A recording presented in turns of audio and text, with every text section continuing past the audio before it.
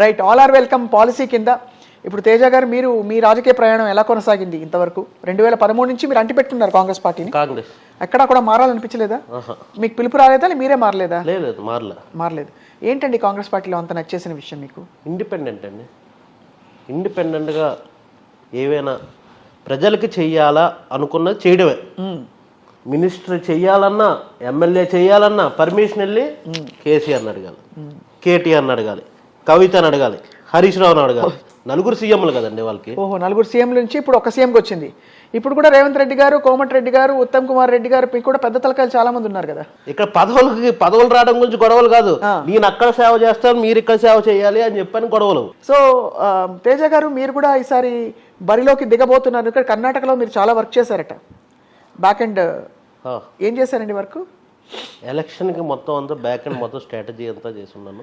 ఎలా ఉంటుందంటే స్ట్రాటజీ అంటే ఏ పాకెట్స్లో ఏంటి, ఎలాంటి వాగ్దానాలు ఇవ్వాలనా? అందరూ హామీలు ఇస్తారు. హామీలు ఇలా చేస్తే ఇలా నెరవేరుతుంది అని చెప్పడం కావాలి కదా. మెయిన్గా వెళ్ళాలి, కింద వరకు వెళ్ళాలి కదా. అవేర్నెస్ క్రియేట్ చేయాలి కదా. అవేర్నెస్ క్రియేట్ చేసి ఓట్ బ్యాంక్ని పెంచడం, అది చాలా ఇంపార్టెంట్ థింగ్. అవన్నీ చేసి మీరు అయితే కర్ణాటకని గెలిపించారు. ఇక్కడ తెలంగాణ అసెంబ్లీ ఎలక్షన్స్ లో కూడా మీరు పాటుపడ్డారా? నేను మిర్యాలగూడకి యాస్పిరెంట్గా నేను ట్రై చేశాను. నన్ను అది మా సీనియర్స్ ఏం చెప్పున్నారంటే, ఎమ్మెల్యే నెక్స్ట్ పార్లమెంట్కి చేసుకుని ఉంటే కనుక మంచి క్యాండిడేట్స్, మంచి యూత్, యంగ్ లీడర్స్ కావాలి అని చెప్పడం జరిగింది. సో ఇప్పుడైతే మీరు యూఆర్ ఆస్పైరింగ్ ఫర్ భువనగిరి మీకు ఇస్తారని చెప్పి కొంతమంది సర్కిల్స్లో టాక్. సపోర్ట్ ఉంది, కొంతమంది లీడర్స్ సపోర్ట్ ఉంది. ఎవరెవరున్నారు లీడర్స్ మీకు మిమ్మల్ని సపోర్ట్ చేసేవాళ్ళు? అంటే మీరు ఎవరి వర్గం అని చెప్పుకోవచ్చు కాంగ్రెస్ పార్టీ సముద్రంలో? ఆల్ ఆర్ సపోర్టింగ్ మీ. లాస్ట్కి ఫైనల్గా ఎవరు సక్సెస్ఫుల్గా ప్రజల వరకు అన్నీ అందించగలరు అని చెప్పని అనుకున్న వాళ్ళకే టికెట్ ఇస్తారు. రైట్, వాళ్ళు కూడా అనాలిసిస్ చేసుకుంటారు కదా. సో మీకు పెద్ద పొలిటికల్ బ్యాకింగ్ లేదు కదా తేజ గారు. మీరు మీ అంతటా మీరే వచ్చారా రాజకీయాల్లోకి? ఎలా వచ్చారు? I inspired from some leaders in Congress. ఎవరెవరు? మెయిన్ ఇన్స్పిరేషన్ డీకే గారు, దాని తర్వాత రేవంత్ రెడ్డి గారు, ఉత్తమ్ గారు, కోమటిరెడ్డి వెంకటరెడ్డి గారు, జానారెడ్డి గారు. వీళ్ళందరూ చేస్తున్న వర్క్ ఇన్స్పైర్ అయ్యి వర్క్ చేయడానికే కదా వచ్చేది. అవును. సో వేస్ట్ చేసి అలా మీరు కాంగ్రెస్తో ప్రయాణిస్తూ యూత్ యాక్టివిటీస్లో ముందు పాల్గొన్నారు. సో మొన్న అయితే మరి డీకే గారి చొరవతోటే మీరు కర్ణాటకకి మీకు అవకాశం వచ్చిందా? అంటే టు వర్క్ బ్యాక్ ఎండ్. ఆయనతో పాటు వర్క్ చేశాను. అది ఇక్కడ తెలంగాణ ఎలక్షన్లో కూడా ఆయన చేయి ఉంది కదా. బాగానే ఉంది. ముఖ్య పాత్ర పోషించాడు కదా ఆయన.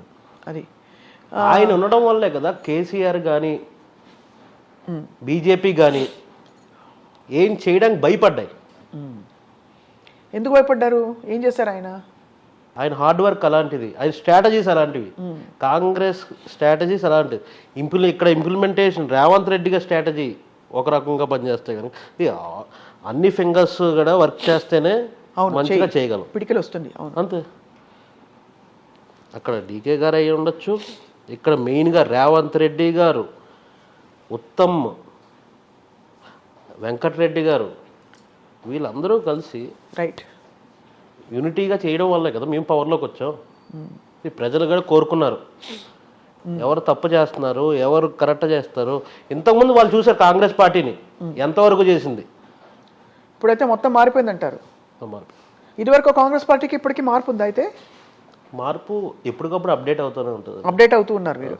కానీ ఇప్పటికి కూడా మీరు అంటే బీఆర్ఎస్ పాలన అంత ఫ్యూచరిస్టిక్గా ఆలోచించి ఒక హైదరాబాద్లో ఐటీని ఇంత స్ట్రాంగ్గా నెలకొల్పడం మొదలుకుని బీఆర్ఎస్ ఎక్కడ ఆలోచించింది మేడం? ఫ్యూచరిస్టిక్ ఆలోచించలేదంటారు. ఏం ఆలోచించింది? కాంగ్రెస్ చేసిందే ఇంప్లిమెంట్ చేసింది. కాంగ్రెస్ మొదలు పెట్టిందే వీళ్ళు వర్క్ కంప్లీట్ చేశారు. ఎగ్జాంపుల్ మన ఇక్కడ అసలు ఐటీ రంగం మొత్తం అంతా ఎలా మొదలు కాంగ్రెస్ గవర్నమెంట్లోనే కదా. రాజశేఖర్ రెడ్డి గారు ఉన్న టైంలో మొత్తం అంబులెన్స్లు 108, 106 మొత్తం అన్నీ మొదలైంది రాజశేఖర్ రెడ్డి టైంలోనే కదా. గ్యాస్ మొత్తం అంతా రాజశేఖర్ రెడ్డి టైంలోనే కదా. అప్పుడు కాంగ్రెసే కదా ఉన్నది. అవును, అవన్నీ ఇంప్లిమెంట్ ఇప్పుడు బీజేపీ ఏం చేస్తుంది? అవన్నీ నాశనం చేసుకుంటూ వస్తుంది. గ్యాస్ ఏమో 1200కి చేసింది, పెట్రోల్ ధరలు అన్నీ పెంచుకుంటూ పోయింది.